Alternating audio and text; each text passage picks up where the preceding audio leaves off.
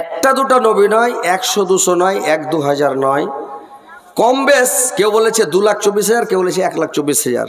তো কতটি ছিল আল্লাহ ভালো জানেন। তো কম বেশ 1,24,000 নবী পৃথিবীতে এসছে শুধুমাত্র মানুষকে দাওয়াত দেওয়ার জন্য, সৎ পথে আনার জন্য, জাহান্নাম থেকে বাঁচার জন্য, জান্নাতে যাওয়ার জন্য। তারপরে 1,24,000 নবীর কাছে 104খানা গ্রন্থ নাজেল করেছেন।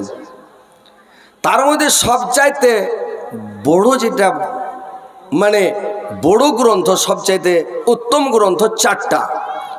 এটা যে তাওরাত, জুবর, ইনজিল, কোরআন। তো এই 4টার মধ্যে হেড হচ্ছে কোরআন।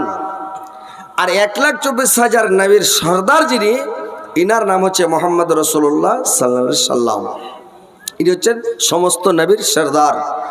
তো আল্লাহ পাক নবীদেরকে পাঠিয়েছেন শুধু মানুষকে সতর্ক করার জন্য। এখন কিন্তু ভাই আর নবী রাসূল আসবে না, শেষ। আল্লাহর নবীকে দিয়ে নবীর দরজা বন্ধ হয়ে গেছে, মানে সমাপ্ত করা হয়েছে। নবুয়তে মোহরা দেওয়া হয়েছিল, আর নবী আসবে না। আল্লাহর রাসূল যাওয়ার সময় দুনিয়া থেকে যখন চলে যান বলে গেছেন, আমি তো চলে গেলাম, আমার জায়গাতে রেখে গেলাম আলেম সমাজকে। আমার ওয়ারেস হচ্ছে ওয়ারেসাতুল আম্বিয়া। আমার জায়গায় থাকবে আলেমেরা, মৌলভী সাহেবেরা থাকবে, হুজুর থাকবে। এরা কোরআন পড়বে, হাদিস পড়বে, আর তোমাদেরকে বলবে তোমরা ওদের কথাগুলো মেনে নিও আর আমল করিও। আলেমের কথা শুনে আমল করিও। ভালো কথা, সুন্দর কথা, সৎ কথা যখন শুনবে তোমরা আমল করার চেষ্টা করবে। তো আল্লাহ পাক এই কোরআন যে নাজেল করলেন, 30 পারা কোরআন। 30 পারা কোরআন আল্লাহ পাক একদিনে নাজেল করে দেননি, 2 দিনে করে দেননি, 1 বছরে করেননি। কালে কালে যুগে যুগে 30 পারা কোরআনকে 114টা সূরা, 558 রুকু, কম বেশি 6,666 আয়াত। কেউ কম বলেছে, কেউ বেশি বলেছে।